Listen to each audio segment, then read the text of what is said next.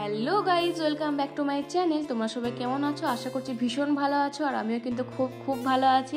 আর তোমরাও ভীষণ এক্সাইটেড ছিলে, আমিও ভীষণ এক্সাইটেড ছিলাম সায়ন্তনদার বিয়ে নিয়ে, যে খুব খুব এনজয় করবো, খুব খুব মজা করব, আর যা যা হবে সব কিছু তোমাদের সাথে শেয়ার করবো। তো সেই সবেরই ব্লগ আজ থেকে স্টার্ট করলাম। তো সায়ন্তনদার গায়ে হলুদের জন্য আমি পুরোপুরি রেডি হয়ে গেছি, আর আমাকে কিন্তু সুন্দর করে সাজিয়ে দিয়েছে আমার বোন। মানে মেকআপটা আমি নিজেই করেছি, কিন্তু চুল বাঁধা থেকে শুরু করে শাড়ি পরানো, মেহেন্দি করা সব কিন্তু আমার বোন করে দিয়েছে। কেমন হয়েছে আর কেমন লাগছে আমাকে অবশ্যই জানিও। তারপর কিন্তু আমাকে সোম আনতে চলে গেছিলো, সোমের সাথে আমি কিন্তু সায়নিকার বাড়িও চলে এসেছি। আর সায়নিকা তারপর দেখতে পাচ্ছিলাম, তারপর দেখতে পেলাম। তো ওকে বলছিলাম তুই কোথায় গেছিলি কি না, ওর তো এখন প্রচুর ব্যস্ত।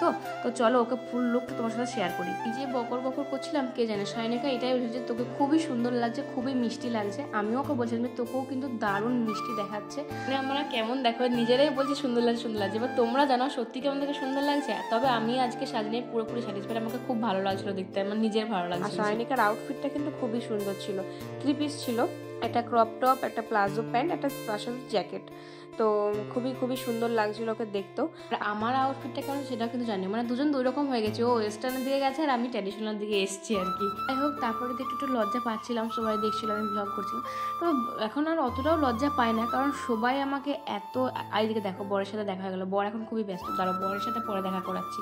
তো যেটা বলছিলাম আর কি, তো সবাই আমাকে এত এত ভালোবাসছে না, যে সবাই শুধু বলছে তুই তো ব্লগ করিস, তোর ব্লগ দেখি ভীষণ ভালো লাগে, তুই ব্লগ বানা, এরকম ভিডিওতে নিয়ে আমাদেরকেও রাখ, তাহলে যখন পরে ভিডিওগুলো দেখবো তখন আমাদেরও খুব ভালো লাগবে। আমি বলছিলাম অবশ্যই সবাইকে নেবো আমি। তো যাই হোক, এইসবই ভীষণ ভালো লাগে, তোমাদের এত সাপোর্ট পাবো আমি সত্যি ভাবিনি, আমি এত এত ভালোবাসা পাচ্ছি। শুধু এইটুকুই চাই, তোমরা ভালোবাসা দিতে থাকো, আমি তোমাদেরকে অপুরন্ত আরও ভালোবাসা, আরও ভালো ভালো ভিডিও দেবো। তো দেখো এদিকে সায়ন্তনদার বান্ধবীরা কিন্তু খুব খুব নাচানাচি করছিল, এনজয় করছিল। আমরা প্রচুর রিলস বানিয়েছি, সেই জন্য আজকের ব্লগটা আমি সেরকমভাবে করতেই পারিনি।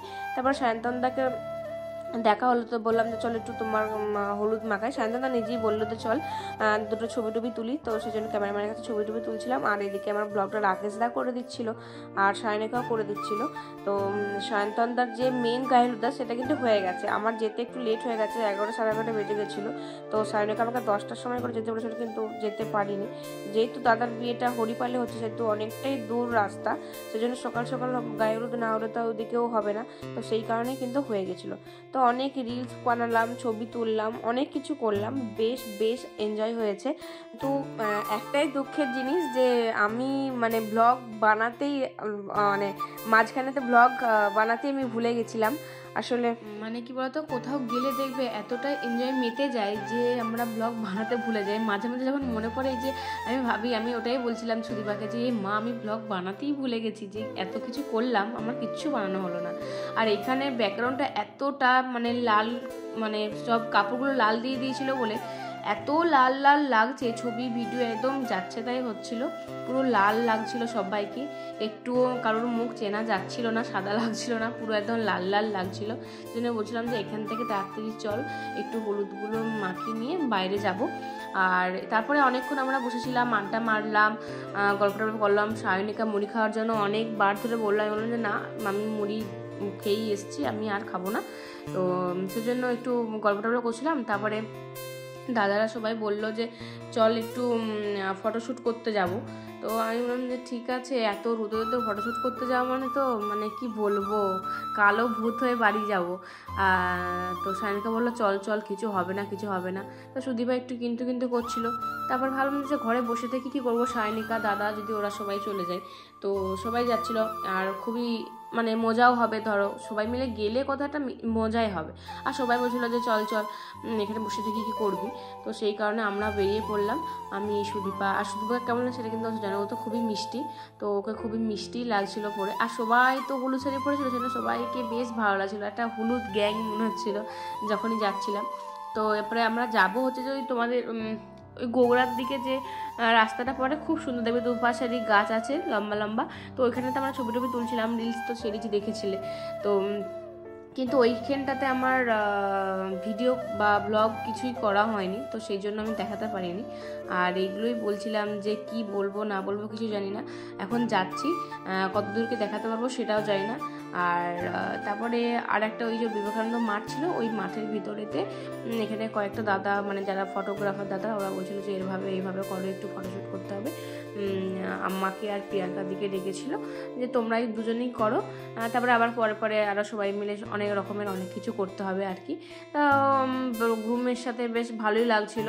আমিও দাদাকে, একটা দাদা ছিল ওখানে, জয়দা ছিল বোধহয়, তো জয়দাকে বললাম আমার ফোনটা ধরে দিতে, তো সবাই মিলে ধরে দিচ্ছিলো আর আমি বেশ করছিলাম। অনেক রকমের অনেক কিছু ভিডিও ফটোশ্যুটও হয়েছে, তো পরে সব কিছু আস্তে আস্তে শেয়ার করবো। জানি না কতটুকু কি শেয়ার করতে পারবো, কারণ ভালো লাগছে না, কিছু মাথা হ্যাং হয়ে যাচ্ছে সব কিছু এত কিছু করতে। তো তারপর সবাই মিলে একটু হই করে চিল করে আমরা কিন্তু তারপরে ওখান থেকে বাড়ি চলে এসেছিলাম, কারণ প্রচণ্ড রোদ ছিল, মাথা ফাথা ঘুরছিল সবার।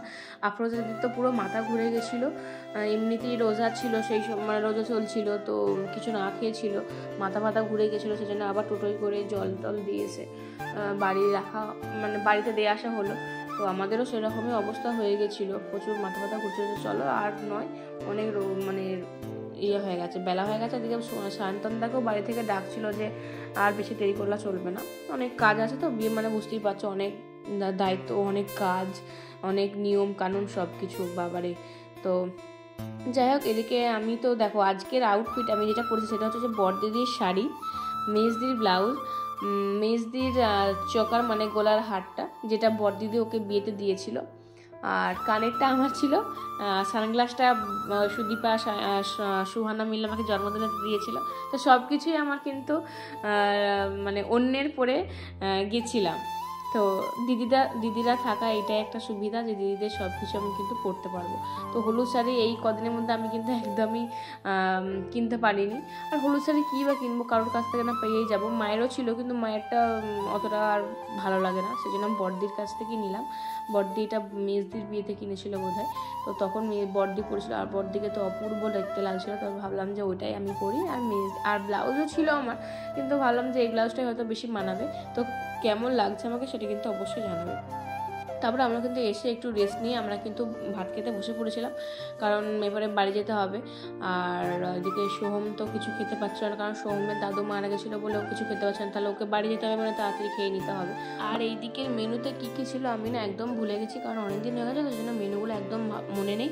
কিন্তু খাবার দাবার খুবই টেস্টি হয়েছিল, খুবই ভালো খেয়েছিলাম। ও পেট ভর্তি করে খেয়ে তারপর আমরা কিন্তু বাড়ি এসে গেছি। আর বাড়ি এসে ভাবলাম আজকে ব্লগটা আমি এখানেই শেষ করে দিই, কারণ বিয়ের ব্লগ রাখতে গেলে কিন্তু ভিডিওটা প্রচুর বড় হয়ে যাবে, তোমাদের দেখতে ভালো লাগবে না ধৈর্য ধরে, আর আমারও ভালো লাগবে না। তো সেই কারণে আমি ভাবলাম যে আজকের ব্লগটা এই পর্যন্ত থাক, পরের ব্লগ খুব তাড়াতাড়ি আসে, তখন ভালো থাকবে, সুস্থ থাকবে। আর পেজে নতুন হলে প্লিজ পেজটাকে ফলোদের পাশে থাকবে। আর আজকের ব্লগটা কেমন লাগলো সেটাও কিন্তু অবশ্যই জানাবে, ভালো লাগলে অবশ্যই লাইক কমেন্ট শেয়ার করে দিও। তো চলো বাই।